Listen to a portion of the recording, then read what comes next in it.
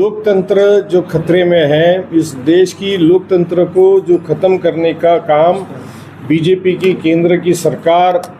अलग अलग माध्यम से पिछले कई सालों से करते जा रही है। और अब जाकर के तो उन्होंने हद कर दी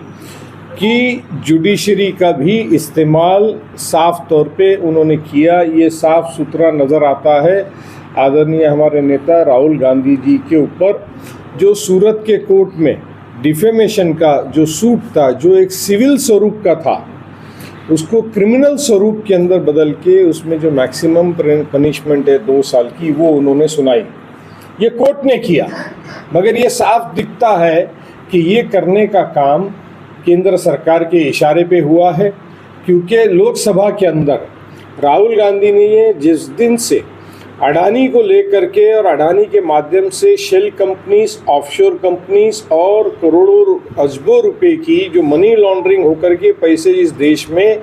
शेल कंपनी के माध्यम से इस देश में आए,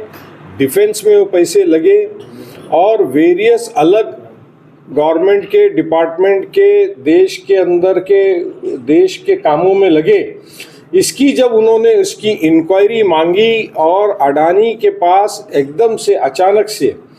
अलाउद्दीन के चिराग की तरह पैसा घसते ही 1000 करोड़ से लाखों हजारों करोड़ रुपए कैसे संपत्ति जमा हो गई, इसके लिए जो उन्होंने जेपीसी जॉइंट पार्लियामेंट्री कमेटी की जो मांग करी, और उस मांग करते ही तुरंत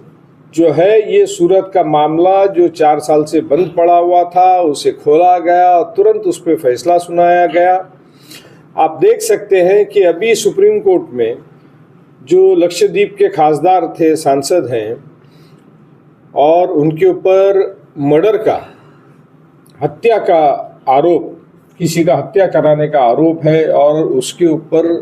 पार्लियामेंट में सज़ा जैसी उनकी सुप्रीम कोर्ट में या किसी कोर्ट में सुनाई गई, तो सांसद सेक्रेटरी ऑफ द पार्लियामेंट ने उनकी सदस्यता को बात किया। बात ये साफ है कि डिफेमेशन सेक्शन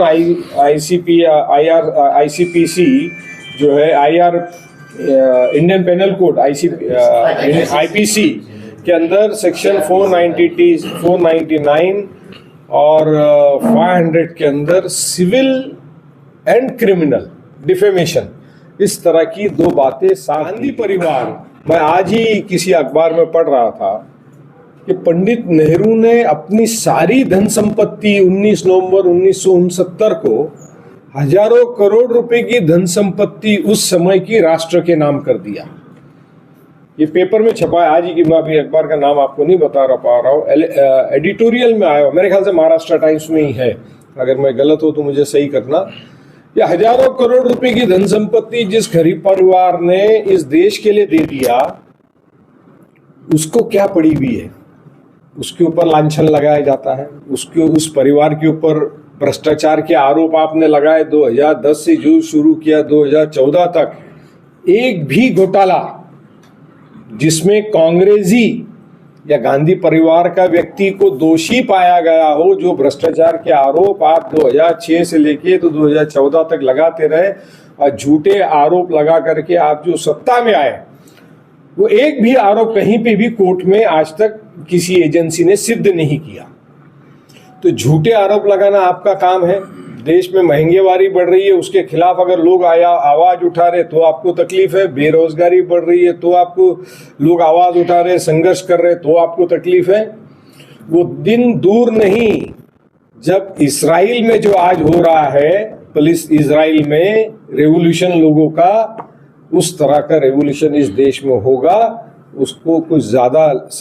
लंबा समय बचा नहीं है। ये साफ चित्र, ये मरती हुई, ये मारने वाला काम जो डेमोक्रेसी को, लोकतंत्र को ये लोग जो कर रहे हैं, ये मनुवादी लोग हैं, मनुस्मृति फिर से लाना चाहते हैं और इस देश की घटना और कॉन्स्टिट्यूशन को ये खत्म कर देना चाहते हैं। ये सारे आरक्षण खत्म कर देना चाहते हैं, ये एससी, एसटी, ओबीसी के आरक्षण खत्म कर देना चाहते हैं। मुस्लिम के खिलाफ में बात करना, माइनॉरिटी के खिलाफ में बात करना तो सिर्फ एक पोलराइजेशन का एजेंडा है। असली मकसद तो इनको इस घटना को खत्म कर देना है जो भारत रत्न भीमराव डॉक्टर बाबा साहब अम्बेडकर साहब ने बनाई, और जिसमें सभी समाज और सभी वर्ग के लोगों को न्याय मिला, आरक्षण मिला, रोजगार मिला, शिक्षण मिला,